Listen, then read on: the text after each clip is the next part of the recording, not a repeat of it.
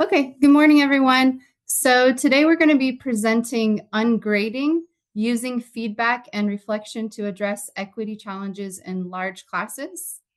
You can go ahead and go to the next slide.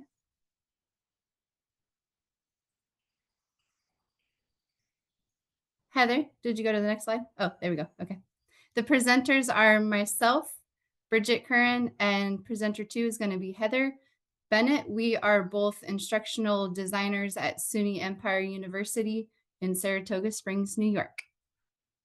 Go ahead to the next slide. So the guided question of our study basically summed up is this: can ungrading help close equity gaps in large enrollment classes? Heather, you can go ahead and go to the next slide. So first I'll define ungrading. Ungrading it's also known as degrading or going gradeless, is removing grades from assignments, tests, or other forms of assessment to focus on student learning and outcome. It's a means of fostering intrinsic motivation and then focusing on the process of learning rather than the products of learning. You can go ahead and go to the next slide. So, however, it does not mean you have to remove grades completely. There are many different forms and varieties of ungrading. There are different models that can be suited towards different types of classes in an instructor's individual needs. So now I will discuss 3 different models of ungrading. There are many different models available, but I'll just discuss 3. The first is collaborative ungrading. In collaborative ungrading, the student and the instructor work in conjunction with one another to assign a grade at the end of the term. This model will be discussed further when Heather highlights her experiences with collaborative ungrading for a large class case study with the AB Sim program in Singapore. The next model of ungrading is called labor-based ungrading. And in this model, a student completes a designated amount of assignments for a designated grade. The final grade is based upon the labor or the amount completed, not on individual performance of each assignment. And then lastly, the last model is mastery ungrading.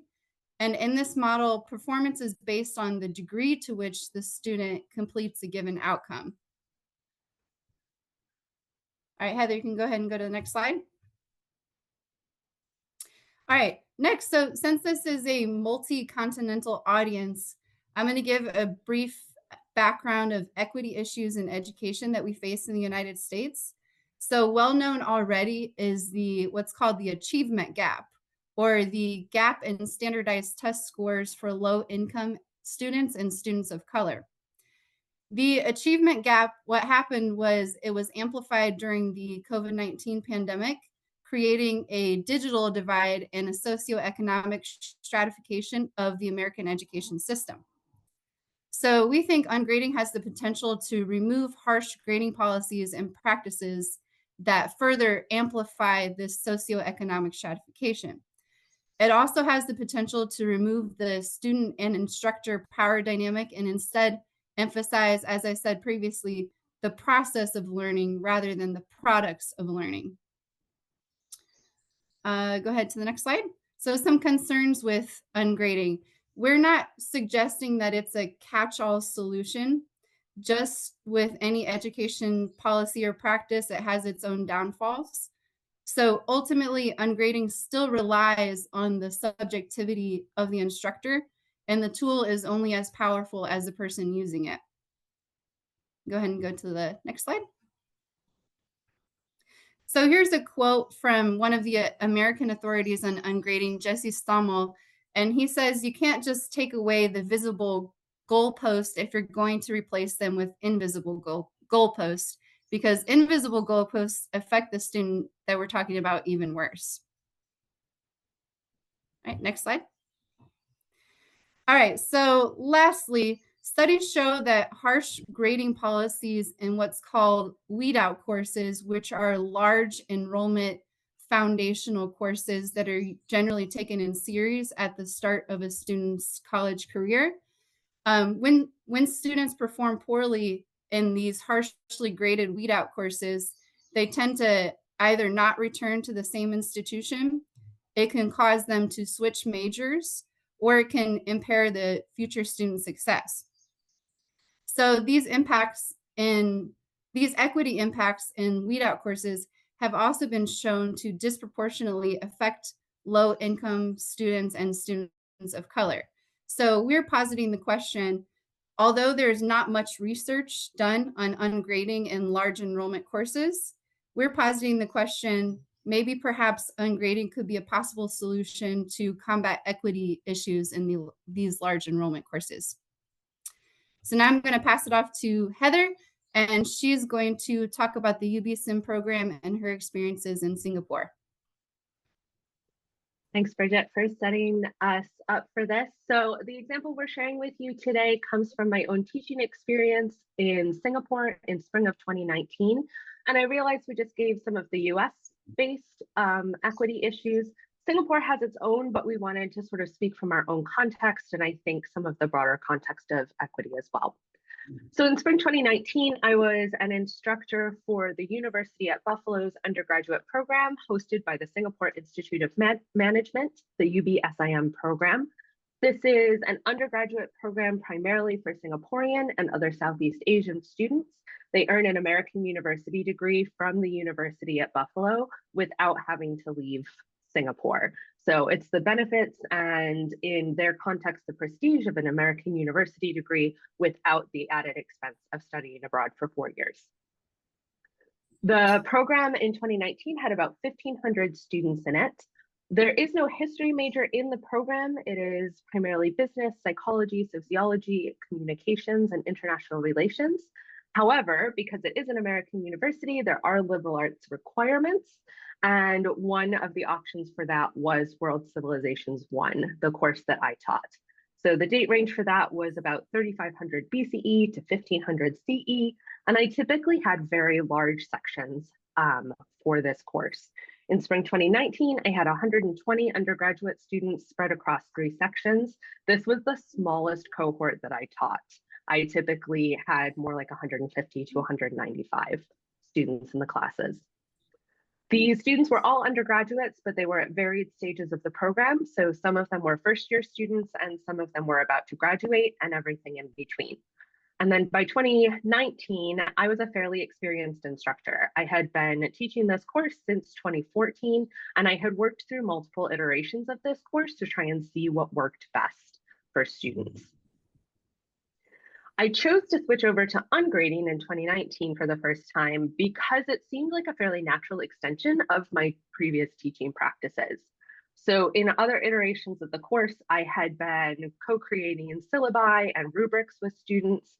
I had process-oriented projects in which the process was what was graded instead of the final product or alongside the final product. And then I had students doing metacognitive reflection about their learning as well.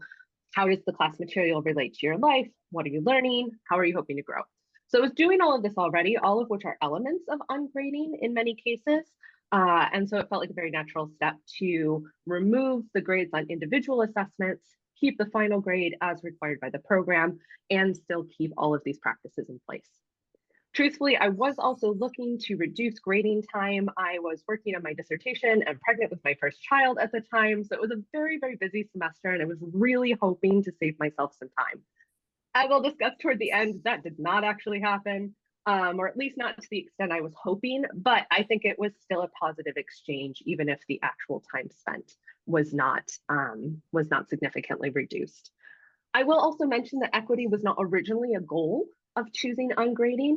I had certainly been incorporating diversity and thinking about inclusivity in the course, how to incorporate students' experiences, how to make sure we had as wide a variety of perspectives represented as possible, given the time period we were working with.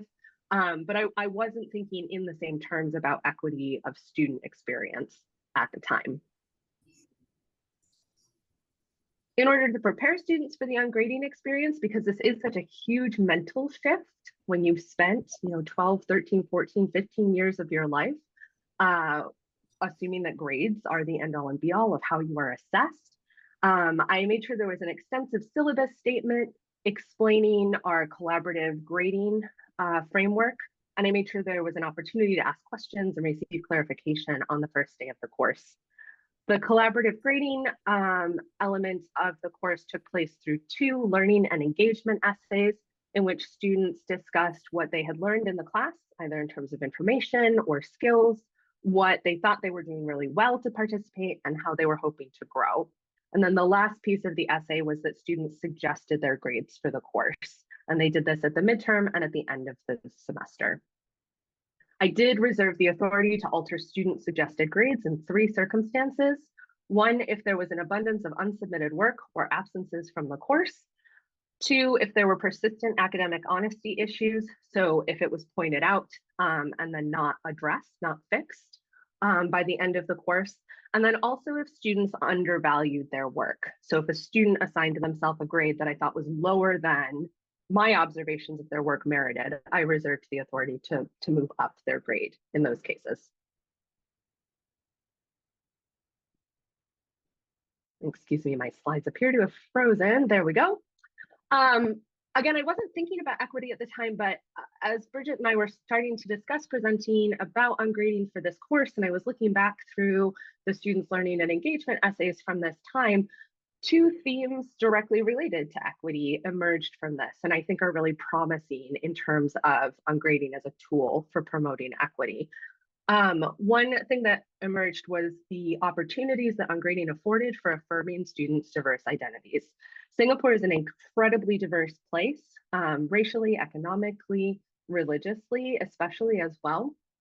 And so these learning and engagement essays, as well as the ungrading environment in general, gave me the chance to let students know that their perspectives were welcome. So if a student, for instance, said, you know, I disagreed with this about religion in class when we were talking about Judaism or Christianity or Buddhism or whatever the case was, I had the opportunity to say, that's fine. You don't have to agree with everything in the course. It doesn't prevent you from understanding and analyzing the course content. If anything, it actually gives you this wonderful outlook to critique from your own standpoint. So that turned out to be a very positive piece of this. And I think the ungrading environment facilitated it because students didn't think that they had to toe a specific line in order to receive a good grade in the course.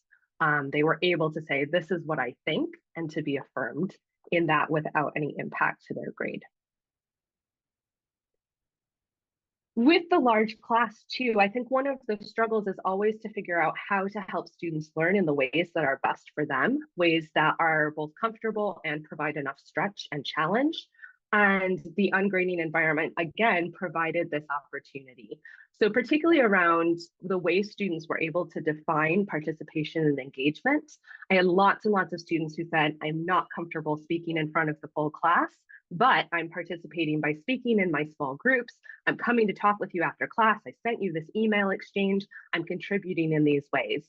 And they were able to mark out their own path in terms of what participation looked like without having to adhere to some of the more traditional and honestly for them very uncomfortable standards of participation. Students were also able to highlight for me practices that I could not possibly have observed, given that I was trying to look at what 40 to 50 students were doing at a time, and 120 overall. So one of them even admitted, the class is quite big, so I'm not sure if you've noticed, but I've not been putting in my best effort for class. I was like, I had not noticed because there's 45 of you in front of me at any given time. So they had the chance to tell me, like, I'm not putting in my best effort, here's how I'm going to improve. And then they had opportunities to celebrate their own growth and recognize it on their own as well. I had students who wrote, in my previous engagement and learning essay, thanks, Anna. This is what I said I would want to do, how I would want to improve. Here are the actions I have taken. Here's sort of my justification and proof for that growth. So that was quite positive as well. Just a couple of last notes as we wrap up here. There are ongoing challenges for equity and workload. As I noted, it did not significantly reduce my grading load, but I think did provide some greater satisfaction with the form of grading. And I think there are opportunities where AI may make this a little bit easier as well.